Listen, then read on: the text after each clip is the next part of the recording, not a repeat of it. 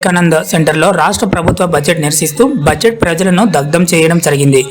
ఈ సందర్భంగా పీడీఎస్యు తెలంగాణ రాష్ట్ర అధ్యక్షుడు భువనగిరి మధు మాట్లాడుతూ ఈరోజు అసెంబ్లీలో ప్రవేశపెట్టిన తెలంగాణ రాష్ట్ర బడ్జెట్లో కాంగ్రెస్ ప్రభుత్వం విద్యారంగానికి 2292 కోట్లు అనగా 7.36 నిధులు ప్రకటించింది. ఈ వైఖరిని పీడీఎస్యు మహబూబాబాద్ జిల్లా కార్యవర్గం తీవ్రంగా వ్యతిరేకించింది.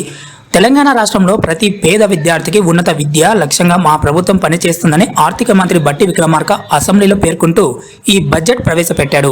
కానీ తెలంగాణ రాష్ట్రంలో ఉన్నత విద్యను అందించేటువంటి గురుకులాలను పక్కా భవనాలను లేకుండా కనీస వసతులు లేకుండా రాష్ట్ర వ్యాప్తంగా నడుస్తున్న ప్రభుత్వ పాఠశాలలకు స్క్వావేజర్స్ కూడా లేరు. కారణం విద్యకు సరిపడ బడ్జెట్ లేక వీరిని తీసేయడం జరిగింది.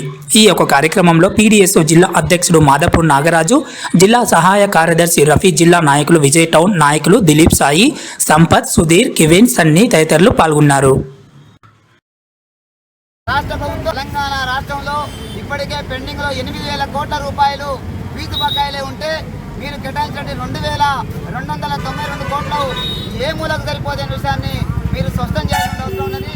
అసెంబ్లీలో స్వయం ప్రకటించినటువంటి యూనివర్సిటీలకు యూనివర్సిటీ గ్రాంట్ని మేము ప్రతిపాదిస్తామని చెప్పినటువంటి మీరు యూనివర్సిటీలకు గ్రాంట్ కాదు కదా, ఈరోజు కేటాయించినటువంటి ఆ యొక్క నిధులలోనే కనీసం విడుదల చేయకుండా 500 కోట్ల రూపాయలు మేము కేటాయించడం గొప్పగా చెప్తున్నారు. 500 కోట్ల రూపాయలు అనేటువంటి ఈరోజు ఉస్మానియా యూనివర్సిటీకి మాత్రమే సరిపోవు. కనీసం అటువంటి ప్రభుత్వ యూనివర్సిటీలు తెలంగాణ రాష్ట్రం ఉన్నటువంటి ఏ ఒక్క యూనివర్సిటీకి కూడా ఒక మూలం సరిపోయేటువంటి గ్రాంట్ కాదనే విషయాన్ని స్పష్టం చేస్తూ తక్షణమే బడ్జెట్ను సవరించి రాష్ట్ర ప్రభుత్వం విద్యారంగానికి 30% నిధులు కేటాయించాలి. అలాగే ఫీజు రియంబర్స్మెంట్ స్కాలర్షిప్లకు ప్రత్యేక గ్రాంటుని, యూనివర్సిటీలకు ఒక ప్రత్యేక గ్రాంటును ఈరోజు విడుదల చేయాల్సినటువంటి అవసరం ఉందని చెప్పేసి తెలియజేస్తూ లేని పక్షంలో రాష్ట్ర వ్యాప్తంగా మరొకసారి ఆందోళన కార్యక్రమాన్ని కూడా పిలిపిస్తామని హెచ్చరిస్తున్నాం.